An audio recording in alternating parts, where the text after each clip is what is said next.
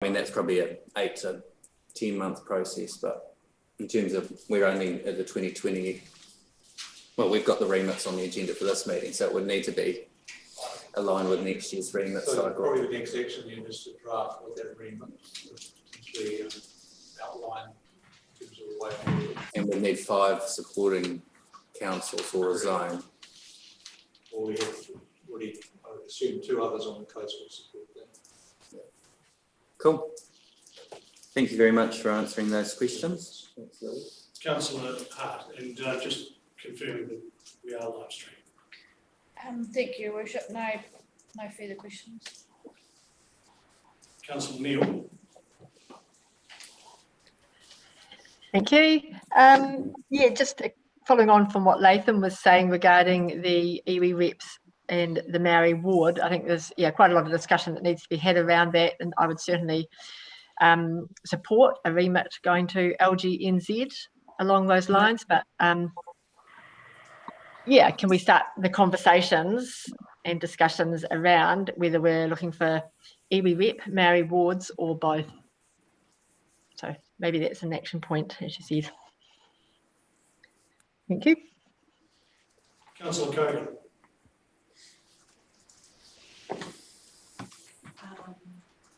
Sorry, I'm just looking in the Worship.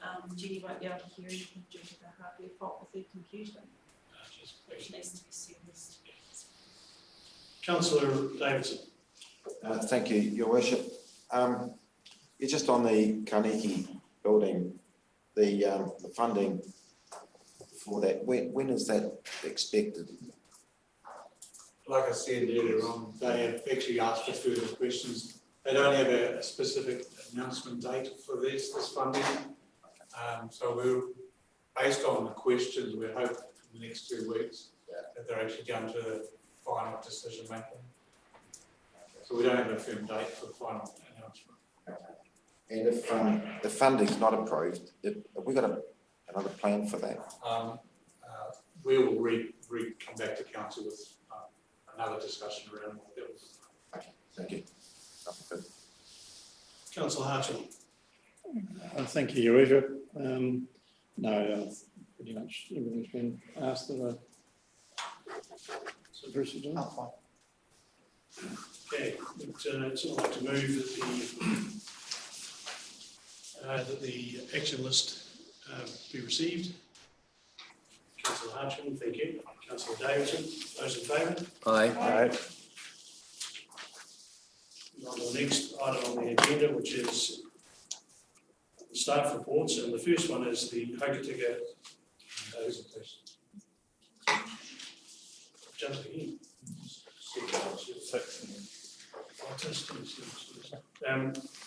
The presentations, the Taipatini one plan, and Edith. Edith, Joe, and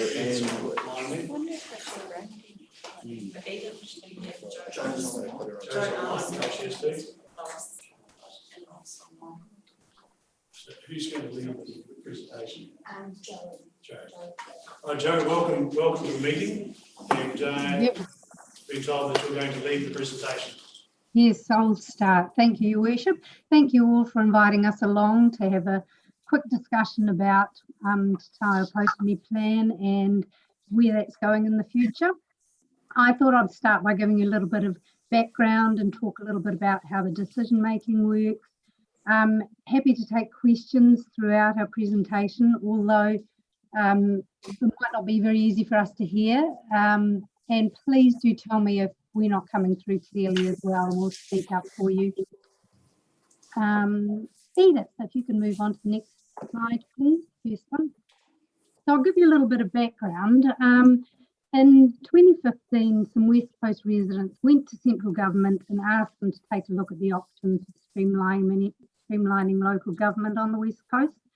The local government commission got involved, and they did a whole bunch of consultation, made sure they talked to all the full councils, Putini Naikahi, both the Runanga on the coast, some of the community. It took a bit of time, and the outcome of that was that there would now be a combined district plan for the Buller, Grey and Westland districts, and that the West Coast Regional Council would rate for the process. So that means that they're responsible for ensuring that the plan's sufficiently resourced while we're developing it, and then afterwards for the life of the plan. Edith? I'm going to take these out of order and start with the governance and decision making. The Governor-General actually signed an order in council to make this law, that there would be one district plan on the West Coast in June last year. And that the order in council directed that there would be a joint committee looking after the development and running of the plan.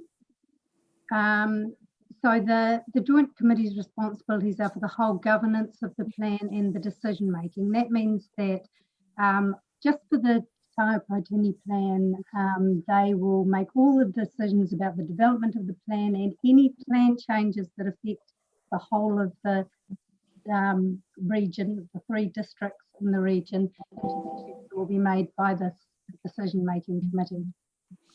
The Order in Council did put some thought into representation though, so they stipulated who would make up this decision-making body. And for each of the 4 councils, the mayor or the chairman of the regional council, plus one other representative from each council, and in your case, that's Mayor Smith and Councillor Martin.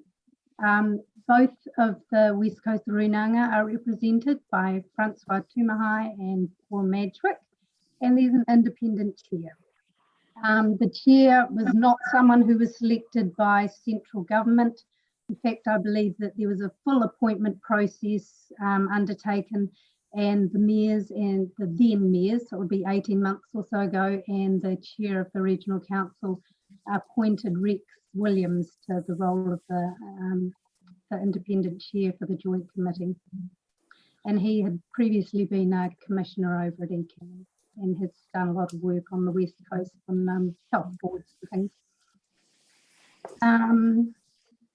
So what that means is that there is really good representation across the whole of the region, and it's all about people on the coast representing your issues, making sure that the plan is a fair reflection of what you want on the coast, not being run outside of the West Coast. The Order in Council also had a little bit of forethought into thinking, well, these committee members are not going to be the technical planning experts, and so they determined that there would be a technical advisory team to advise and support the committee. And that team is made up of the senior planner from each of the 4 councils, plus an iwi planner representing Potini Tahu. In your case, that is Fiona Scadden, and she ably represents the West Coast and all the decisions that, or all of the discussions we're having prior to the committee making final decisions on all the different topics that come into the plan. The process that we run with the technical advisory team is that we have a Microsoft team set up, and all papers that we write about the issues, objectives, policies, and eventually rules for the different topics go up there, and they each comment on it.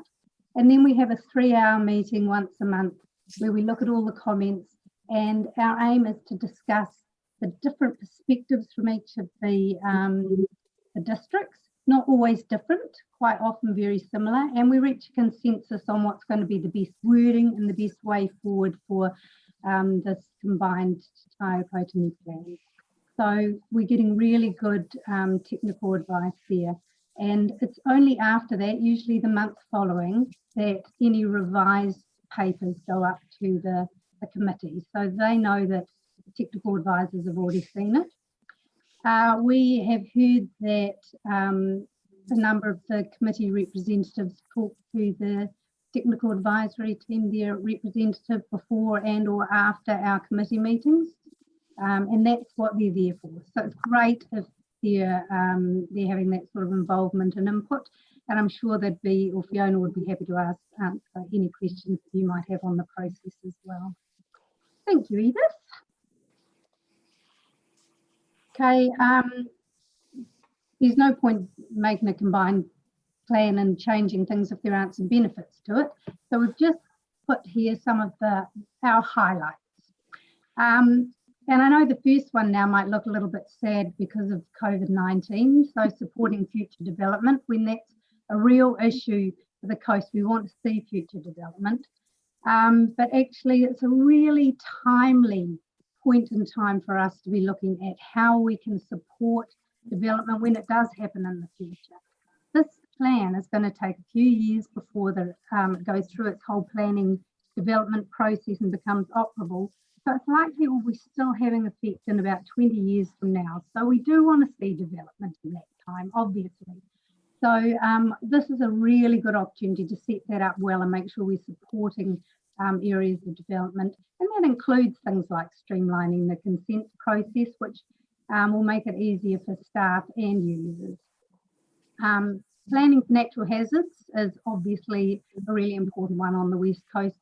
And we will discuss it in a little bit more detail further in this presentation, but I just do want to say that it's about providing certainty for your communities. You know, natural hazards are going to affect settlements and people up and down the coast and all over the coast, and we need them to understand what the options are, and we need to talk to them about that. I know a lot of discussion has already happened and is continuing to happen on this, so making sure we get the right rules and policies in place to support communities and make sure people are safe is really an important role for the Taipōtini plan. Making sure decisions about landscapes and biodiversity are made on the coast, for the coast and not out of Wellington. Protecting our cultural and heritage sites was really important, and particularly planning for the visitors that are going to use them. Another thing that COVID has disrupted at the moment, but you know, you had that huge influx of visitors and infrastructure struggles with that. So this is an opportunity for us to actually take a step back and see how we can plan infrastructure and support services that will help when the visitors all come back and protect the sites that are your bread and butter on the West Coast as well, really near and dear to your hearts. A combined plan is also going to be easier to use. We've got a rule book of how we have to set it up now, and we're aiming for plain English. It's going to have consistent rules from one end of the coast to the other, and that's actually going to be a benefit for your planning team as well, because they'll all be using the same rules, the same processes for consent, and that means that they're a bigger team and they can help each other out. And it should save time and money for both the councils and the users who only have the one plan they have to deal with. So that's my quick run over of the background, where it came from, what we're hoping to achieve from it. So I'm happy to take any questions of that on those. Thanks, Jo. Councillors, might work our way around the table there. Paul, you're part of the committee. Do you have any questions for that? No questions.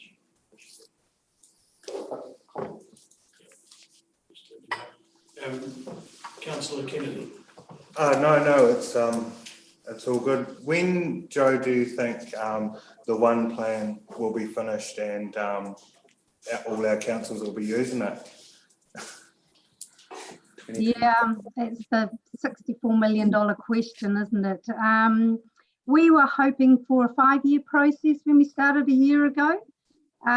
We've been developing policy at a rate that would allow that to happen, but it's that unknown. We can have a draft plan out within 3 to 4 years, but how long is it going to take to go through all the other processes to make it operable with submissions on drafts and mediation possible going to court? But you know, we're making really good progress here. Sweet. And just one other question, with the one plan throughout the entire region, has it been discussed at all forming a unitary authority for the 4 councils on the coast? We don't have any of those discussions. That would have been something that the Local Government Commission looked at when it was considering streamlining those. Cool. Thank you, Jo. You're welcome. Councillor Martin. Yeah, thanks, Joe. Thanks, Lois and Edith. That's going to be, it's a huge body of work. And well, I think when we started, we were thinking it would be a 3-year journey. I think it's narrowed a 5 to 6 year estimated journey. And I think, follow on from your question, Councillor Kennedy, it's really dependent on money. And that's the big thing at the moment, because obviously with a zero, I mean, I can't speak about the regional council, but a zero raise increase and what that actually means in terms of mechanisms for what can be achieved within the next financial year. And it's not a cheap exercise, as we've discovered. It's been a multi-million-dollar exercise to achieve this plan. And then as soon as it becomes operative, the review cycle starts. So yep. I don't envy your job, and I appreciate the work that you are doing. And I think those meetings that we're having are very constructive and productive. That we attend, Paul attends often, usually Francois, Mayor Smith, myself, and Simon. So yeah, there's certainly robust discussion at them, which is the nature of the beast. But thanks for the update, and it's really good that I think our council sees how we input into this process, because it will become, once it's operative, our replacement district plan. So it's really good to understand that. Councillor Hart. Thank you, Your Worship. No, I don't have any questions. Just I'm really interested in it, and I love the updates. So keep them coming. Great. I'm glad you're getting them, and thank you for your kind words. And we do appreciate the big body of work it is for your representatives. They're putting a lot of effort in, and we're getting really good feedback. So we're feeling like we're getting a lot of good local perspective into this plan. And we've still got some more slides that I would like Principal Planner Lois Easton to present, to give you a little bit more information on what's in the plan and some specifics for your area, if there are no more questions. Councillor Hart. Councillor Neal. No further questions. Thank you for the report. It's part 3. Councillor Davidson or Hartshorn, anything just interim point? Yeah, just one thing. Thanks for the report. Really good. On protecting the cultural and heritage sites, does that include recreational sites as well? It will, reserves and recreational sites. Thank you. Councillor Hartshorn. Your Worship. Carry on there, Joe. Thank you. Thank you. Okay, I'll introduce our Principal Planner, Lois Easton, then. Thank you, Lois. Thank you. Yes, I'm Lois Easton. I'm the Principal Planner working on this plan, and along with Edith, who's in the room with you, we are the people who are doing all of the writing and working with your staff on the provisions. So the plan covers quite a wide range of things, as you'll see from this slide. So it's everything from the kind of urban, your zoning issues, where industrial land should be, that kind of thing, what sort of standards to preserve the character and quality of the environment in different areas, as well as things like how we manage our natural hazards and risks, mining activities. Really importantly for district councils, your rules around infrastructure and transport, how development connects to that, and the costs of that.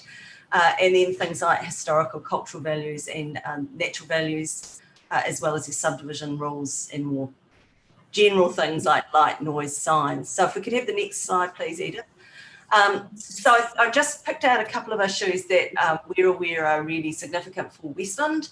And I guess the first thing to say is that your current district plan was prepared quite a long time ago, in the late 90s, and a lot of new development has occurred since that time. And as a result of that, the residential land and the industrial zoned land is largely used up. So you don't have a lot of space that's specifically zoned for those uses. So what's happened, of course, is that residential developments continue to occur, but it's sort of spilled out onto rural areas, and likewise with your industrial development. So one of the things that we're obviously wanting to do in this plan is make sure that there's enough of the right sort of land zoned for those purposes, and that we've allowed for the future potential growth that might occur. This plan, as Joe's mentioned, it's going to have an effect for certainly the next sort of 10 to 15 years, and maybe as far as 20 years away. So we need to make sure that we've actually allowed enough land that's correctly zoned so that those developments can occur in a kind of planned and organised way. One of the key things, not just for Westland, but is very, very obvious around Hokitika, is that rural residential type development has been your main residential growth. And what we are hearing through the consultation process that we've done so far is that there are some issues with people who have moved out to be in these rural residential sites, but we're quite prepared for what being in a rural area involves, and that there's a range of activities. They can be noisy, they can be smelly, they happen at different times of the day, which people aren't expected. So there's an issue that we need to work through around what's called reverse sensitivity, and making sure that we don't end up with incompatible uses next to where residential development occurs. I think there's a big question that we've got to work through around the Seaview land. It's really an ideal piece of land for potential for Hokitika expansion. And there's a lot of work that your team have been doing on potential uses there and the development around the airport. So that will be a key part of the plan, and the airport development itself, of course. Edith? So I've just turned to natural hazards. There's something, as Joe mentioned, they're a big issue on the coast. Actually, they're a big issue everywhere in New Zealand. So they will have to be a big focus of our plan. And I guess the thing is that what it's really important that we do is provide options. So there will always be natural hazards on the coast, and we won't be able to anticipate what might happen in the future. So it's just making sure that in areas which are very susceptible to natural hazards, we've got options for adaptation. And there are some of those available, and where there aren't options for adaptation, that we've got clear plans and progressions about how we can move away from those natural hazards in a way that means that people have some certainty. So those long-term options for potential managed retreat. And I guess the third thing is just being sure that we don't zone further development in areas where there are high natural hazard risks. So that's something that is a big focus of the work we're doing. Edith? So just one other thing, technical matter I wanted to really highlight to you. So you've got a lot of work underway with your planning teams around master plans, which are likely to lead to changes to your Westland District Plan. So for example, the racecourse development, the Franz Joseph master plan, and Fiona's doing a lot of work on that at the moment. So one of the things that we've had to check in on and get some clarity on is that responsibility for approval of any plan changes to your Western District Plan has actually been transferred to the West Coast Regional Council as part of that order in council process. So what that means is that your staff will be doing the work on putting together the plan change, but it will be shepherded through the process through the West Coast Regional Council. Obviously, our aim is to make this as cost effective as possible. Nobody in this process wants to be wasting any money, but it's just something for you to be aware of. So I think that's, Edith, it was my final slide. So just really happy to take questions on those matters and anything else that people might have, questions they might have about technical matters in the Te Taipōtiri plan. Thanks, Lois. Paul? No questions, please. Councillor Quimby? No questions, thank you very much. Councillor Martin? Thank you very much for the update. Councillor Hart? No further questions, no. Okay, well. Councillor Neal? No, good, thank you. Thanks for the update. Councillor Davidson? No questions, thank you. Okay. Councillor Nigel? No questions, Your Worship. Okay. I better ask a question. No, thank you, Lois. Do you have any more comments? No? Well, we've just one more matter to fill in before we move to accepting the report is that at the present time, under the legislation, the Mayor is a standing member of the committee, and Council has nominated Councillor Martin.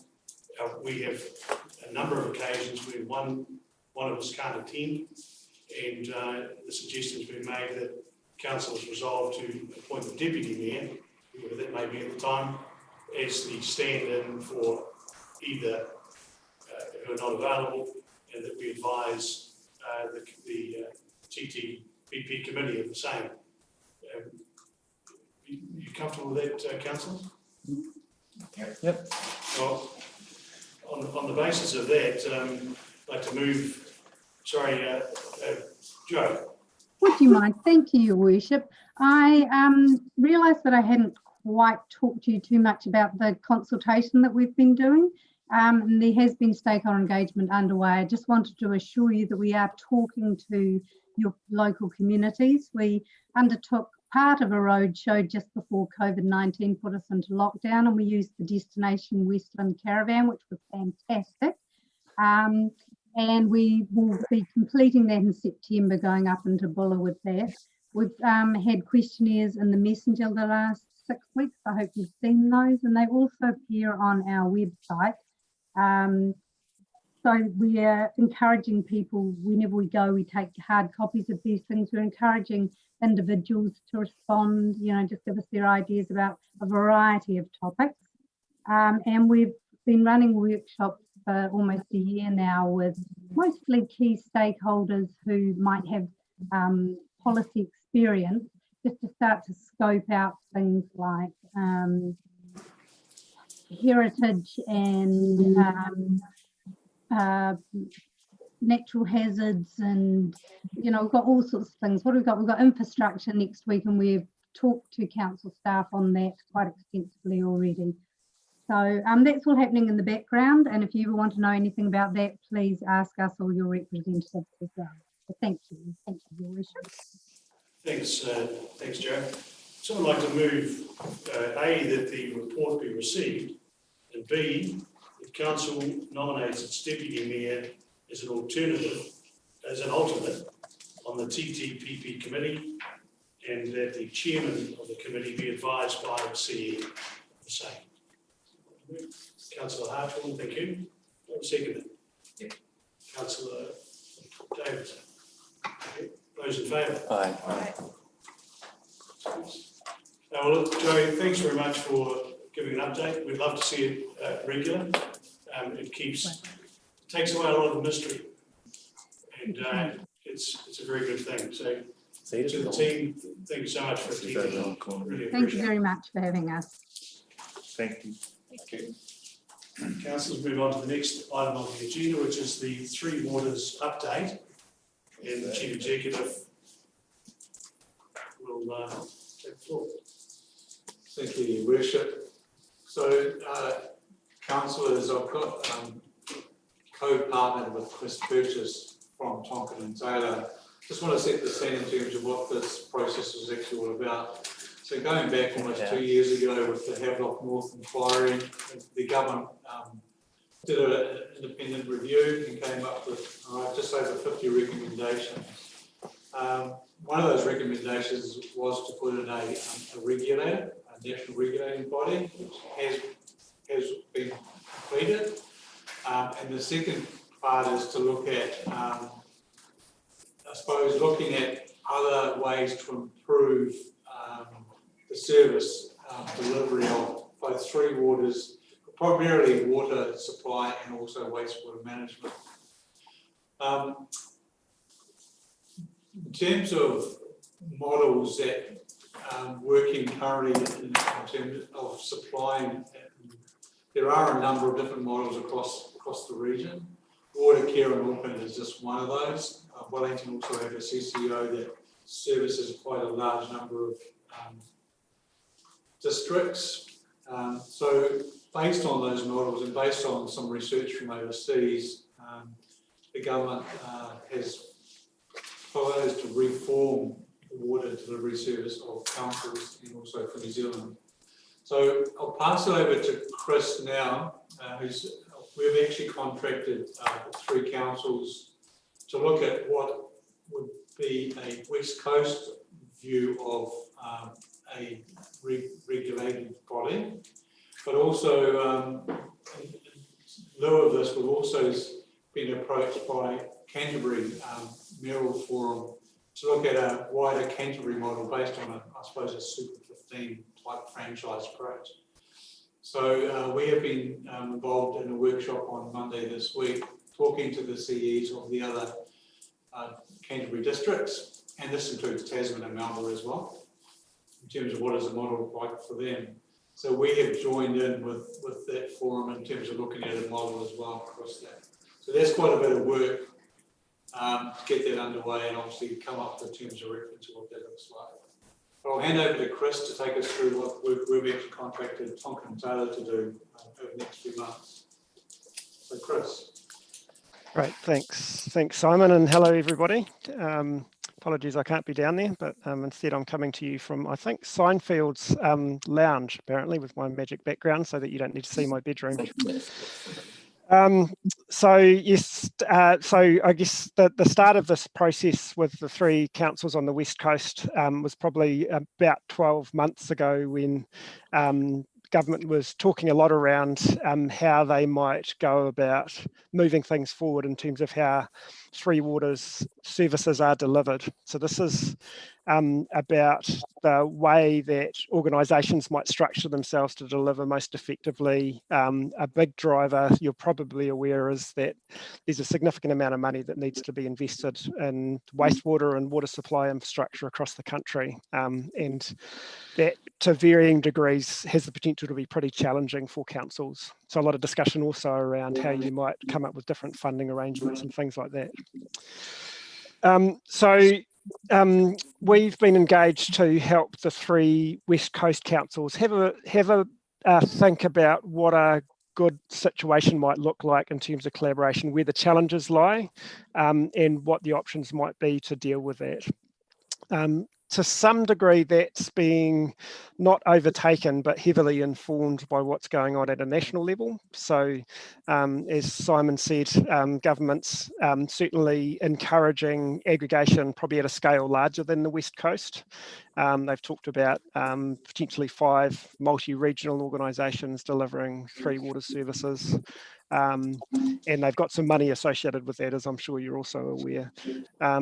But what's really important, I think, is for both individual councils and groupings of councils to have take time to actually consider what's going to be most relevant and most helpful from their community's perspectives. And that's really what we're trying to do from a West Coast perspective, is understand the challenges and understand the possibilities for improving the situation from a West Coast perspective. So the agenda that you've got here, and what I've done is I've grabbed a presentation that we used to work through some discussions with senior folk from across the 3 councils. So we won't work through the introductions, which is the first piece, but perhaps if we could go on to the next slide, and I can just talk you through what our scope of work is at this stage. And there's really 2 components to it. One is understanding the implications of some of the changes that are coming, that government's been very clear about. Some of those are driven by the outcomes from the Havelock North inquiry, so that's very focused on water supply. But there's also a strong signal that there's going to be tighter regulation on discharges from wastewater treatment plants. And that will have implications in terms of the nature of treatment and obviously associated costs associated with that.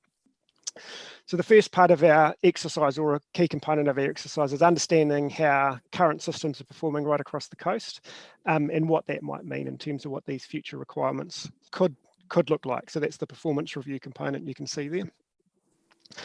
In light of that, what might the ways be that the 3 councils could collaborate to deliver services that might provide more effective service delivery, or might provide more efficient service delivery? So we've had a range of challenges that have bubbled to the surface that aren't unique to the coast, but are relevant for the coast. So issues like being able to attract the right level of expertise because of the scale of the activities, for example. So the reality is that you're unlikely to be able to employ a highly specialised wastewater process engineer, for example. You've got great staff who have a good understanding of that type of activity, but you still need to bring in external expertise when you get into detailed engineering. So is there a way that you could actually collaborate with others to gain access to that expertise in different ways, those types of issues. So in terms of the service delivery review, what we've been focused on to date is really trying to understand what our objectives might be for any change in the way that services are delivered. So before we start playing around with different models of service delivery, we need to be really clear about what we're trying to achieve. And what we're moving into now is working on what the options might be for working together, and then evaluating those against the objectives, and we're working towards that at the moment. So perhaps if we could go on to the next slide. I think Simon's alluded to that, but there's certainly a whole lot going on at a national level at the moment in the Three Waters space. So obviously the outcomes of the Havelock North inquiry has suggested a whole range of different things would occur. So Tamato Arawai is a drinking water regulator. They're in establishment phase at the moment, and they will be very focused on imposing and checking on how water supplies are managed, both from a catchment level through treatment. And one of the key things that's potentially of relevance for the West Coast is that any supply, effectively supplying more than one residence, will become regulated. So that's quite a shift from the current state where smaller supplies kind of have the potential to fly under the radar screen. So that means that there's certainly potential for councils to be drawn into supporting those supply activities alongside their supplies that you are currently managing or operating. Right across the country, various groupings of councils discussing different options for aggregation. So Simon mentioned Watercare, which is a council-controlled organisation owned by Auckland Council, and there's some talk that they will have a much broader footprint. At the moment, they're effectively acting as a contractor to deliver water services for Waikato district, so directly south of them, but they're still exclusively owned by Auckland Council. Wellington Waters, the other big Three Waters service delivery council-controlled organisation. So they are owned by a number of councils in the Wellington region, and are slowly expanding their footprint, but also expanding their ownership. So at the moment, they're moving north into the Wairarapa. We've got places like Hawke's Bay, Canterbury, the Manawatu, and also Southland and Otago at various stages of taking a look at what the options might be for working together to more effectively and more efficiently deliver Three Water services. And the Department of Internal Affairs have been actively supporting those projects, so they've provided some funding. We've also put some funding into the West Coast exercise. And then the most recent announcements a couple of weeks ago have again tagged some funding for the current financial year that we've just started, with council's ongoing engagement and discussions around aggregation. So that's that final point on that slide. So perhaps if we could go on to the next slide. So from a West Coast perspective, we're working through a preliminary review. We've just had one of my team working with each of the councils to understand in a bit more detail where the issues and the opportunities might lie. So you can probably read for yourself some of the preliminary comments or conclusions that we've arrived at from that exercise. So variable staffing levels won't surprise you to know that there's potential to spend a very, very large sum of money, both on potable water supply and wastewater. You might have picked up that we keep on using the terminology Three Waters. So that's potable water supply, that's wastewater, but also stormwater management. So that's obviously relevant in an urban context. And I know Hokitika, for example, there would appear to be, based on the data that we've got, some interaction between stormwater and the wastewater system, with where the flows being quite high into the Hokitika wastewater treatment plant. So there's interaction between those different components. So can be quite complex. I've noted the private water supplies, and I think that's certainly something that's got potential to be quite significant, with the range of smaller communities and remote area facilities that you have. And I guess what's really unclear, and probably likely quite different in the short term versus the longer term, is the impacts of currently reduced tourism demand, but also the longer term impacts, as hopefully that comes back towards us. So DIA have actually done quite a bit of work in this space, and if you look at it's pretty much back of the envelope analysis, but more than that. But they've done some work, and if you translate that into the sort of cost that might be imposed on the West Coast from a wastewater perspective, several, couple $100 million worth of investment that's required from a capital perspective, and a significant kick up in operating costs as well. And I guess the key takeout from that is that if you look at how that compares to other parts of the country, the costs are quite high on a per person or per capita basis. From a water supply perspective, you've done a lot of work in that space, and that's reflected in the lower capital. And actually, when you compare your costs compared to what it looks like elsewhere, then it's probably about where you would expect. It's not quite as extreme as the wastewater situation. So wastewater is probably the one where there's some more challenges coming. But the good thing is the initial funding that's been provided for this financial year, on the face of it, signals additional funding coming at a later stage if aggregation is pursued. And the current government has been very clear that is tagged against the willingness or the progressing some form of discussion around working with other organisations to deliver services. So I guess these are just a couple of slides that I use to prompt discussion as much as anything with the senior staff from your team. But I'd certainly be really interested if there's any initial thoughts around what you see as being a way to describe a successful delivery of free water services across the coast, and kind of looking into the future. What do you hope it looks like? I think there's some challenges there around resourcing, around funding, around some of the uncertainties in terms of the demand and so on. But I'd be very interested if there are any comments around what you think success might look like. Thanks, Chris. Just to finish off with a couple of comments. Thank you, Chris. Chris alluded to the first tranche of some funding. So the government's laid out a 3-tranche program. The first tranche of money refers to $761 million of investment across the whole of New Zealand. To get that money, you have to sign a memorandum of understanding. It's a non-legal binding MOU, and it's a voluntary basis. So those that sign on this MOU get access to that funding. Those that don't get the funding. And the whole process at the moment is all voluntary.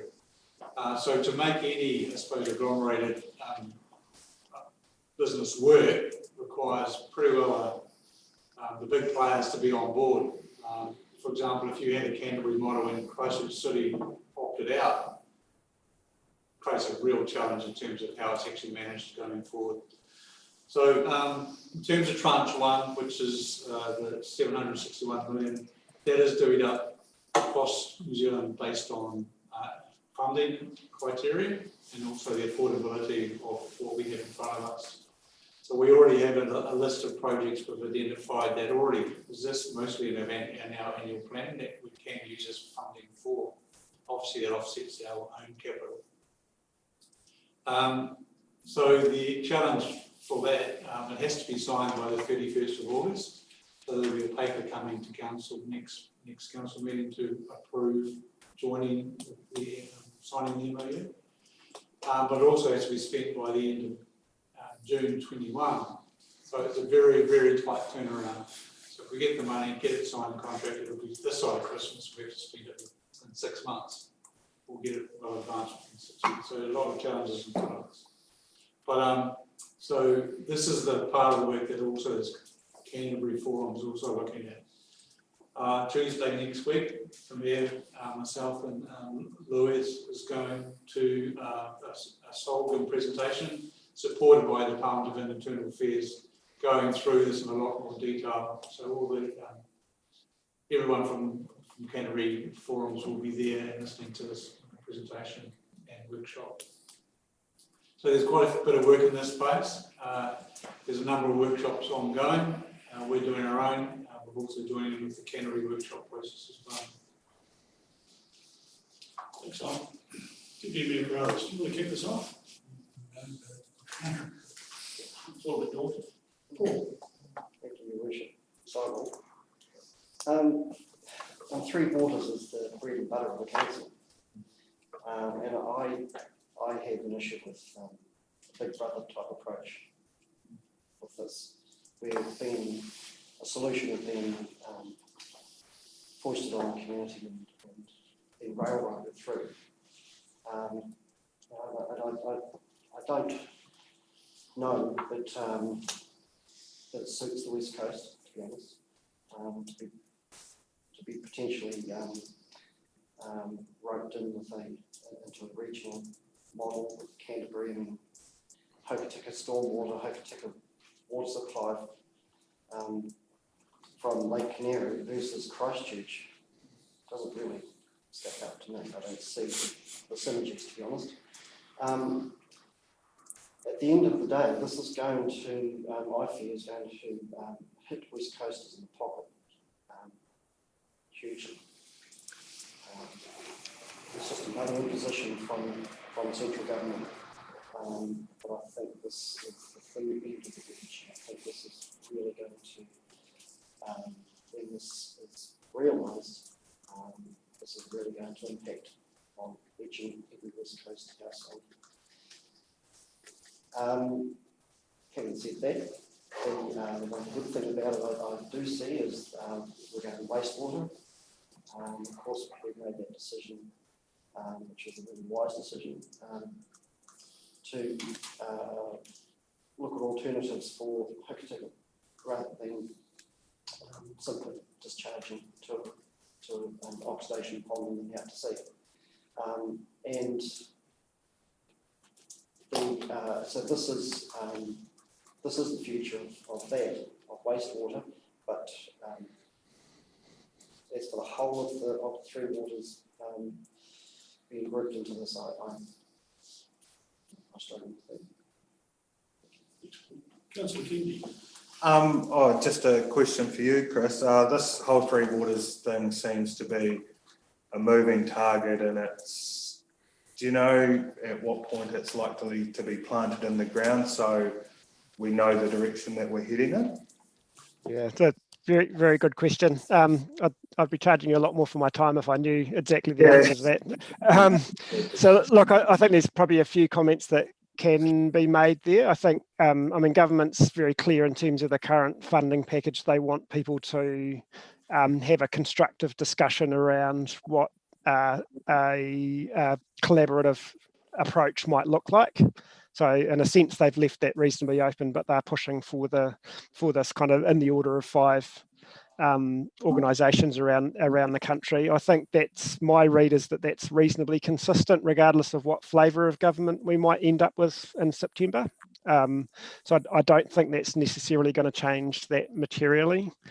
And I think there's a reasonable acceptance that there's a need for clearer standards. So I think, you know, the need to invest, the challenges that come with that investment in terms of individual council balance sheets, the need for some specialist expertise that might be easier to deliver through larger organisations all make sense.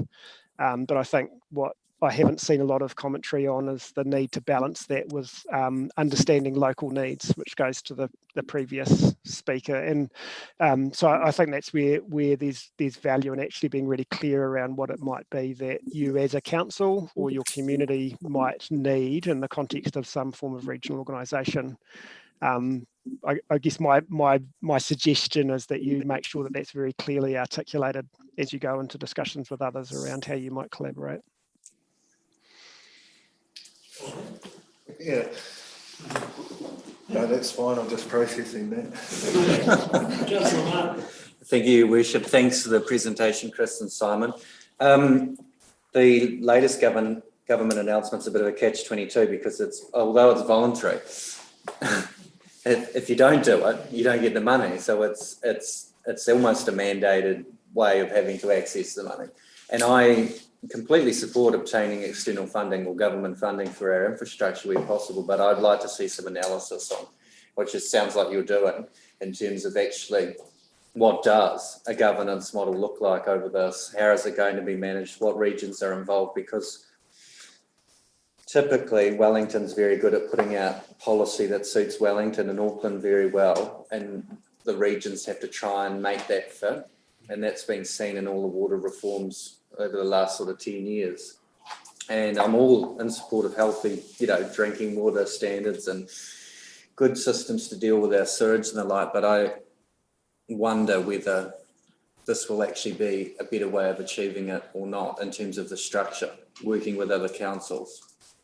I would be very interested to hear that report back and look forward to the recommendation and the discussion at the next meeting, because that'll be very interesting. Yeah, it's just through your worship, just to reiterate, tranche one, the only requirement, there is an MOU, there's a draft and your reference back today, which basically doesn't commit a lot. So all it commits is working collaboratively with the government and supplying the data, which we've already working through anyway. So, I don't see any significant risk personally right now in terms of access to that fund. It'll actually will help us with our affordability issues that we do face. It's tranche 2, and there's another reference document which I'll put available to council, which basically points out when the next 2 tranches are due. It's when tranche 2 comes through where you actually becomes legally binding.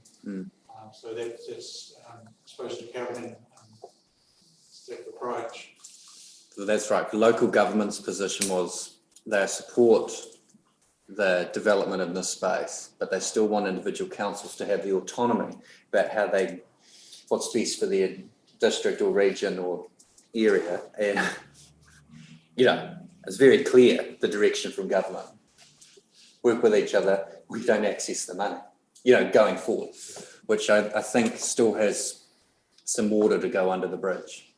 I don't think local government have quite finished this work in terms of the structure they're wanting to take forward.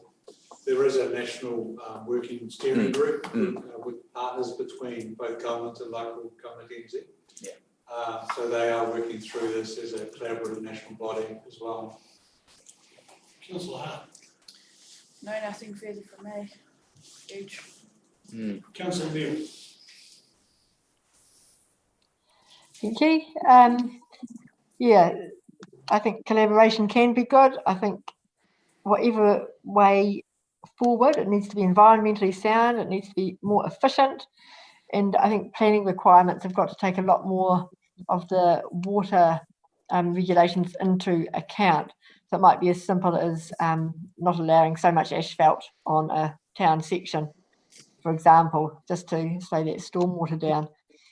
Councils aren't managing their water well at the moment. You just need to look at Canterbury aquifers and Auckland for their water woes. So yeah, it's an interesting field and certainly lots of room for improvement. Well, Davidson. Thank you, Your Worship. Thanks for the report. Really good. I think one of the things that during COVID-19 and when we have earthquake and hazards and stuff like that, one of the most important things are the 3 waters. So any strategy or plan that will help to improve having good clean water, I fully support. Thank you. Councillor Hartram. Yeah, thanks, Your Worship.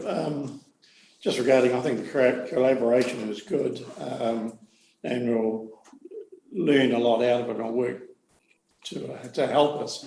But I think on the long term, when you're talking Canterbury and South Westland, there's sort of 2 different areas, and we don't want to end up with huge costs on the ratepayers that are, it's sort of going to be a wee bit different to most areas that we can.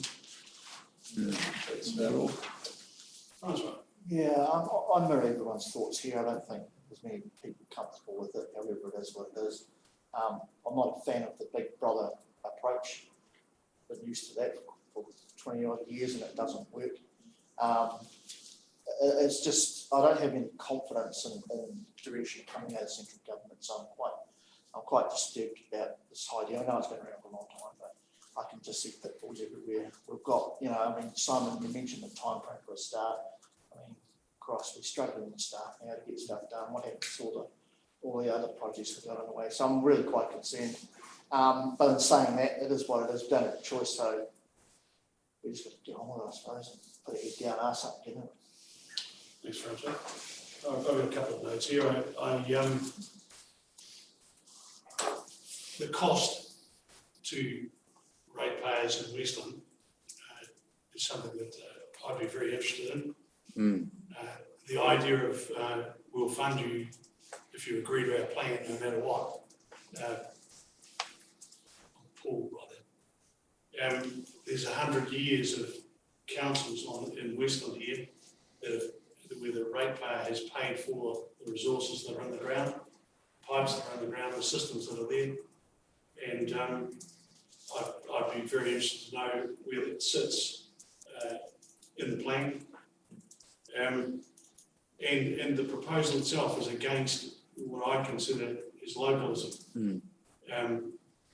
I look at Westland and think from a fresh water point of view, we're in great shape. I just don't accept that we're not in great shape. And if we're not in great shape in some areas, we can fix it. So I've got to say, the carrot and the stick, no way. But look, Chris, unless there's any other questions there, Chris, thank you so much for joining us. We know you're walking a tightrope with what you're doing, Simon. Well done. And we'll look forward to ensuring that if in fact we commit to anything, it is only in the interests of the people of Westland. And if it's not, I won't be voting for it. Would someone like to move that the report from Hokitika Freshwater Management Report is received?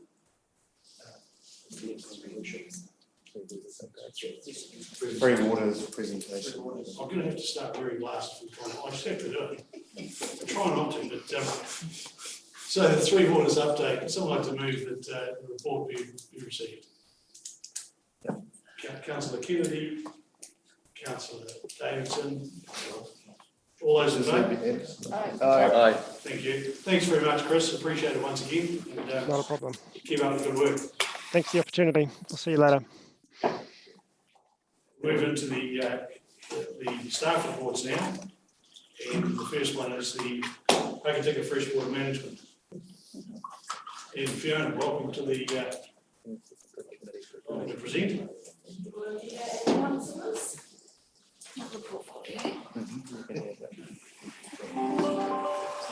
So I'll take the report as read. In summary, the review in 2017 of the New Zealand policy statement for freshwater management made some recommendations, and one of the recommendations was that a community freshwater management unit be undertaken for separate communities throughout the country. West Coast Regional Council is taking the lead on this on the West Coast, and we have our Hokitika Freshwater Management Unit, which is what the report alludes to. There have been two meetings to date. Terms of reference have loosely been adopted. They're still being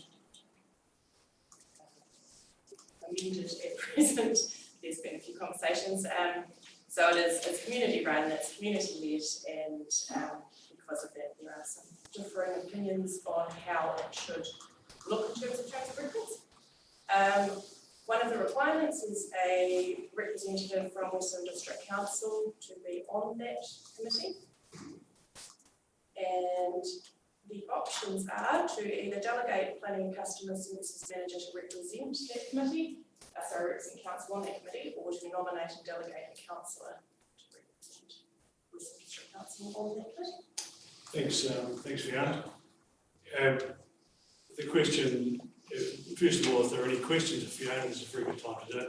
But it appears that the recommendation is that a councillor who is comfortable joining the committee joins it. And if in fact we can't agree on that, or we can't get a councillor to do that, then we pass it back to staff. So we'll open it up for discussion. Paul, do you have any questions? Thank you, Worship. Unlike the previous topic, I think this one is really worthy. And also unlike the SMAs, which is an obnoxious piece of legislation that's been imposed on the multitude. This really has some merit, and Poaching and Waitoa were involved in this, of course, right from the start. Interesting to note, of course, that it's not just the Hokitika River; it's right through to Waioa, the Waiho River, if you like. So it's actually quite a broad area. So not just the Hokitika catchment, but fresh water is something that everyone, I think, will agree with, and so the co-pilot behind this is really sound. So I think a councillor Rodney is really sensible. Thanks, Paul. Councillor Kennedy. No, nothing other than a question for Councillor Davidson. It's noted that you attended the first meeting, and how did you find that? Good? Oh, it was very good, but there's quite a bit involved. So, I'm not putting my hand up for the next lot. But obviously there are some councillors that would be keen to do that. Thanks. Thank you. I think that's fairly It's all direct answer. Yeah. Councillor Martin. That was ambiguous and direct. Okay, yeah, no, support the recommendation. I just hope there's a volunteer that would like to commit to the work. Councillor Hart. Thank you, Your Worship. Yeah, I too support the recommendation, but yeah, it could potentially be quite a time commitment. But yeah, happy to see what's your name for it. Councillor Neil. Thank you. Yeah, thank you, Fiona, for your work in this area. And I think, yeah, good idea having a councillor on board so long as your expertise and knowledge is always running alongside. If there's no one else that is interested, I would potentially be interested in doing it. Thank you. Thank you, Councillor Neil. Councillor Davidson, I think we've heard from you. Thank you. Councillor Hartsham. Yeah, thanks, Your Worship. Yeah, no, it's definitely a good thing to do, and yeah, but I'm busy enough myself, so not for me. Yeah, yeah, it is a fantastic cover on what's being achieved, what's been achieved today on the other two that I'm fortunate enough to be on is significant. So it is a great concept. My first Hokitika one was last night, and it's a difficult. It's not difficult. It is quite time consuming, and it's really important though that Fiona's involved. We Posting Nights have a technician involved on that committee, and it's quite beneficial. And I think Fiona won't say it, but last night she lifted the intellect quite a lot last night. So she's very. It'd be a sin not to have her there. Do you support the recommendation as a support Councillor Neil being on the committee? Would you like to, Councillor Neil, Deputy Mayor Carruthers would like to nominate you. Would you accept the nomination? Yeah, thank you. And move to support the recommendation and move that Councillor Neil be represented on that committee. Do I have a second, please? I'll second that. I'm in a rush to second that. Councillor Davidson, seconded. All those in favour? Aye. Aye. Thank you very much. Thank you for that, James. It's obviously important and with its challenges. Thanks, Fiona. Appreciate Thanks, Jane. Next one is LGN. Move on to the LGNZ remits, which are on pages 14 to 63 of your agenda. And I'll ask the Chief Executive to present that. Thank you, Your Worship. Councillors, every year, as part of the AGM process for Local Government NZ, They take remits from various local government authorities in terms of what they would like LGNZ to work on for the next 12 months as part of their direction sharing and governance processes. I've circulated the remits out previously to all of you, and previously also this has never been put forward as a council report, but I thought it was fair that these actually get endorsed by Western District Council, so that it can actually be part of the voting process. We'll take them as read and open up for further discussion. We'll try and go the other way. Francois. Yeah, interesting remits, but I was reading through them in some detail last night, and I support pretty much all of them, which I'm surprised, to be honest. But no, I think they're all good points. Some of them I didn't even think about until I read them. So yeah, no, get to support them. Councillor Hutchell. Yeah, Your Worship, I fully support all of them. Yeah, they're all valid things. Councillor Davidson. Thank you, Your Worship. I support them all. Councillor Newman. Thank you.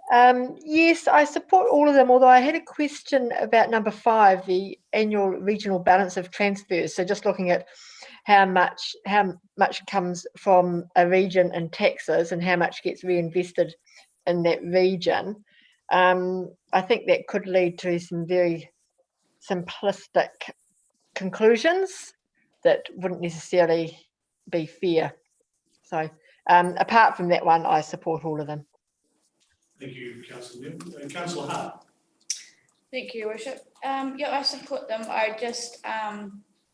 I was just a bit unsure of how the remits work, but Councillor Martin helped me with that, so all good. Thank you. Councillor Martin. Thank you. Interesting. When I sent my thoughts in, I actually didn't support 2 remits. Oops. One, and not necessarily because they are my views, but maybe the way they're worded. Well, the 1.7 around water bottling, I thought that was kind of the discussion hadn't been had in our community yet, because I know there's different approaches to the concept of taking water, which is quite a different concept to the districts or the regional councils that have proposed this remit. So I thought that was worthy of discussion in terms of the water bottling one. But I mean, I'm happy to go with the majority of councillors who are supporting the ban on water bottling. It's actually not a ban. Well, a regulator, so yeah, moratorium, sorry. Moratorium, but I think point 4 of the remit is that process around nationwide discussion. Yeah, that's the bit that needs to happen. That's right. That's what until that's happening, they're basically saying put that hold on everything until that's finalised. Councillor Kenny. No, thank you. Thank you, Your Worship. Yes, the water bottling one is the one that I don't agree with personally, and I think it's I wonder about the background to it. It seems to run counter to Courier Enterprises, for instance, which this council has previously supported. Plus there are water bottling proposals for Kamara and other places. And this seems to come out of, I imagine, a very environmental kaupapa, and I just wouldn't want this council to be swept along by that. So I disagree with that one, but the others are fine. Is that number 7? Yeah. Generally support them. Some don't seem to have a relevant to us.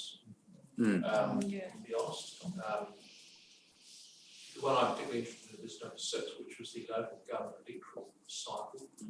I think we desperately need our term extended to 4 years. It's way too short of 3 nationally and also regionally, I think, simply because as they say, the period of time for forming new councillors is too short. And plus, when you look at our history here, the last couple of elections we've had much holding council each term. And that's really undesirable because of the amount of staff time and resources that's required to upskill new councillors and educate new councillors and so on. So in effect, we have an effective term, then you of course the next election. So we really only have about a 2-year term functioning and for the council. So I really think that we need to be moving hard towards this, although I expect it won't be work out. Thanks, Deputy Mayor Crothers. I'd like to flesh out a little bit more, I mean, we can support X and not support Y. I'd like to flesh it out a wee bit more, especially in view of the major asset that we have with water, the existing consents that are in place for Okuru and Stewart's at Kamara and various others, and Otera. And it would seem it's something we should discuss, because if we're supporting this, we're saying, right, stop everything until a nationwide discussions take place, and that could be detrimental to a number of our investors in that area. So I wonder if I'm getting a feeling that it's not quite firm around the table in any direction. Can we go around again? Or can I ask you to start? Yes, well, I mean, if there's a nationwide discussion on this, you know where it's going to land. Yep. And that'll be, but the waiting moratorium will be a complete ban. And I think that's detrimental to what this council has previously stood for. I think if you probably looked a little bit beneath the surface as to where this particular remit came from, you might find that the people that previously this council wouldn't take tea with. I think in terms of where, in terms of their approach to the whole subject, I think it's a really thinly disguised attempt to shut down. I disagree with it. Having said that, Waitohu have own aspirations for in the water space, but that's another matter altogether. Councillor King. I suppose in terms of water bottling, the mass amount of plastic produced is, it's a big downside, but in terms of a ban on water bottling, it's nationwide anyway. It kind of takes away from our ability it takes away from the localism which we've been discussing in the previous report. So, unsure is my answer. Councillor Martin. I'm just curious, Your Worship, in terms of remits, I can't remember, but can you abstain from a particular remit? I can't remember. I definitely know you can vote for or against, but I can't recall if you can abstain. I know some don't vote at all. Yeah, that's right. I'm just wondering in this one whether an abstention, I know I'd never vote an abstention myself, but whether that's actually probably appropriate. Sitting on the fence, being Switzerland, because I think we've got a mixed, we've got a mixed view. And I raised it earlier because I think I didn't agree with the remit as put, but I wonder if we could abstain from voting. I didn't agree with the remit. That's where I raised it as the one I disagree with. The other one, just quickly while we're here, I've just got to go in a moment, my apologies, is around the CO2 emissions. And that was the other one when you saw my comments as councillors when I sent them out. My votes on them was just, again, another nationalised measuring model that would then be imposed on small local authorities that would then impose cost on our ratepayers. And I don't know what benefit that would return in terms of measuring our council's CO2 emissions. I think it would be a significant cost. I'd be fine to implement it if the central government's paying for us to do that body of work, but lots of small councils get nationally imposed legislation on them that they end up having to do at the cost to the ratepayer. So those two are the ones that I would be abstaining or voting against personally. Thanks very much for the great meeting, and my apologies for the duration. Remainder. No problem. Councillor Hart. Thank you, Your Worship. No, I have nothing further to add. Councillor Neal. Thank you. Just one quote from the water bottling one. It says, "It is important to note that the intent of this remit is not to impact existing water bottling operations, nor to make judgments on the merits or otherwise of the industry. The focus of the remit is on obtaining a comprehensive understanding of the industry, its potential for growth, the range of externalities such growth may cause, and the policy and legislative settings required to address this." So I think that really sums it up for me, is that they just want better planning around it before it before it grows and then becomes much harder to regulate. So yeah, I do back that one. Councillor Davidson. Yeah, thanks. If that's the case, Councillor Neal, then I support it. Councillor Hartram. You should, just listening to the comments, yeah, it's a bit of a tricky one. We don't want to stop enterprise from happening, and if it works out the way Councillor Neal said, well, I'd be for it. But is that the way it's really going to work out? Is it going to? Are those existing consents going to be able to be used, or? It doesn't say that. It doesn't say that the existing consents. What it's saying is that things for people who are already bottling, it doesn't impact. But of course, we have no one bottling. Yeah. We have 3 operations that could be bottling. So do they go on hold? That's really the. No, we don't want them going on hold. My thoughts are. I wish I suppose the question too around consents, the moratorium, if it comes out in the negative, new consents or I'm talking about existing consents may not ever be extended once it starts. So once the expiry date hits on the consent, they may not be able to get a new one even though they've invested in. It could be 25 years out there. It could be, but if they're going to invest, I want to do it for long term. Yeah, so I support the bottling stuff as we already have. I was looking at points 2, 3, and 4, right? Not the moratorium. I was looking at it from the perspective that there is consents out there that are just being held up. So why can't we do something about that? And the other one was, we need to have a look at it from a legislative point of view. But from what I'm reading, that would sit here within the council to make decisions. So we would have the opportunity to make decisions. And the last one was, I guess having at least a conversation around that space. That's how I looked at it. But it was more around the number one thing that I was worried about was the banking that's going on at the moment, and why can't we actually get them consents out? No. Right. So that's where I was looking at 2, 3, and 4. Okay, well, there's no clear direction around the table as to. I wonder whether we simply drop that one out and don't support it or object to it. Not something I'm keen on doing. I prefer to make a decision, but support everything apart from number 7. Are these subject to amendment at the meeting? They can be amended, and generally they don't go anywhere. So it's one of those discussions where it's not very often that the agreement from the local government goes anywhere in the discussion.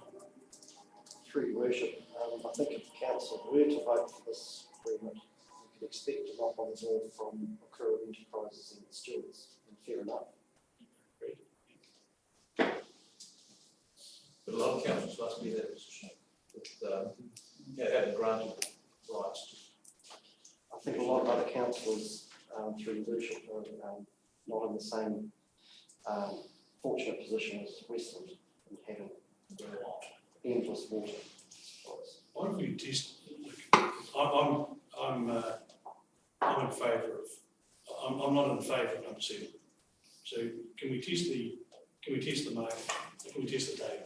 Paul? Well, if I had a vote, it would be no. Ryan? I honestly don't know, either way. Anna? I think I'd have to vote no on number 7. Yeah. Jane? Vote yes. Councillor Davison? Just one question, Your Worship, through to Paul. Is that a good thing or a bad thing? If, did you say Okuru Enterprises? Yes. Yeah, could you just explain a bit more on that one? Oh, the Jackson Bay water export Yes. proposal? Yes. It's previously been supported by this council. Yes. Private enterprise, I'm not commenting either way on it, but it's just that that proposal has been around for 30 years. Yes. With the support throughout those 30 years from this council, and we're just suddenly saying, well, we think there should be a moratorium. That moratorium could impact, as the Chief Executive said, on the ongoing renewal of those consents, which are due for renewal now anyway. I think this gives pause for concern. Thank you. My answer is no then. No. And look, I'm happy to support McCarthy on this position and I will. I was coming from an aspect of, I didn't see it that way. I didn't see it as a method of stopping the bottling. I just looked at it as a method of us to actually unlock some of the banking that's currently happening and have a conversation around it, bearing in mind there's some underlying issues in the market. So I didn't actually think it was such a big deal, but it is such a big deal. I'm more than happy to vote no, if I had a vote. On that basis, my view is the consensus is that we support the remits with the exception of number 7 and instruct the Chief Executive to convey that to the Government of New Zealand. Happy with that? Yes, Your Worship. Someone like to move? Councillor Hartshorn, thank you. Second, Councillor Davison. Those in favour? Aye. Those against? Someone wish to? No? Thank you. That's carried. And we're now at the point of moving into confidential. Would someone like to move that we move into confidential? Councillor Hart, thank you. Councillor Kennedy, thank you very much. And request that the live stream be stopped. And thank you for your attendance, Helen. That's right. Good to see you. This is your first meeting. It is with you guys, yes. It's a wee bit quiet, but yeah. That's right. You gave me people much.